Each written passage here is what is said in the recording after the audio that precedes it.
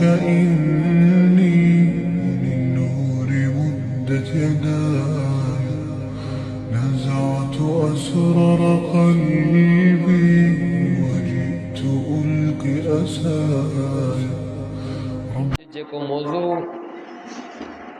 आऊं सिलेक्ट करे आयो आहियां वो मौज़ू आहे जिहाद फ़ी सबीलिल्लाह।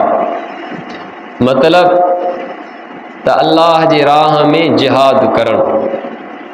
ऐं जेका मूं तव्हांजे साम्हूं अल्लाह जे क़ुरान मां आयत तिलावत कई आहे उन आयत जे अंदरि अल्लाह रब्बुल आलमीन जिहाद जो ज़िक्र ऐं तज़किरो कयो आहे।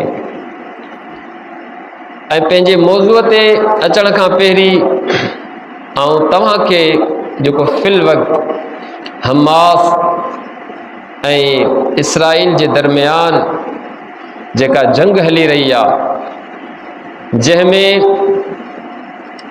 फ़लस्तीन जे मथां बर्बरियत आहे ऐं ज़ुल्म आहे ऐं सवनि जी तइदाद में जेके मुसलमान फ़लस्तीनी आहिनि उन्हनि खे शहीद कयो वियो आहे ऐं हज़ारनि जी तइदाद में ज़ख़्मी आहिनि। ऐं उन्हनि जो इहो मुतालबो आहे त पूरी दुनिया जे अंदरि जेके बि मुसलमान रहनि था कलमा गो रहनि था उन्हनि खे अपील था कनि त हू असांजी मदद कनि। प्यारा मुसलमान भाइरो, असांजे मथां तव्हांजे मथां अॼु इम्तिहान आहे त अॼु असां ऐं तव्हां कीअं था उन्हनि भाइरनि जो साथ ॾियूं। त इन हवाले सां इंशा अल्लाह पहिरियां बि मुसलमाननि जी फ़तह थी आहे ऐं इंशा अल्लाह हिन भेरे बि मुसलमाननि जी फ़तह थींदी ऐं काफ़र ग़ैर मुस्लिम यहूदी पहिरियां बि ज़लील रुसवा ऐं ख़्वार थिया। इंशा अल्लाह हिन भेरे बि ज़लील थींदा, रुसवा थींदा ऐं ख़्वार थींदा, छो त ख़्वारी उन्हनि जो मुक़दर आहे। ऐं प्यारा मुसलमान भाउ, ईमान वारो जेको आहे उनजो इन ॻाल्हि ते यकीन हूंदो आहे त हिकु ॾींहुं ज़रूरु मरी करे अल्लाह जे साम्हूं हाज़िर थियणो आहे।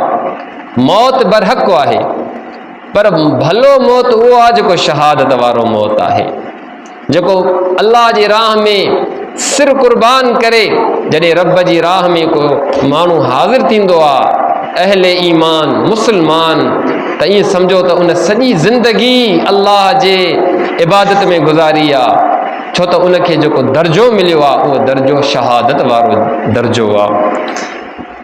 त मूं जेका तव्हांजे साम्हूं अल्लाह जे क़ुरान मां आयत तिलावत कई आहे उन आयत जे अंदरि अल्लाह रब्बुल आलमीन वाज़िह तौर जिहाद जो ज़िक्र कयो आहे। अल्लाह साईं फरमायो या अय्युहन नबिय्यु, ऐ नबी जाहिदिल कुफ़ार वल मुनाफ़िक़ीन, काफ़रनि सां ऐं मुनाफ़िक़नि सां जिहाद कर, उन्हनि सां विढ़,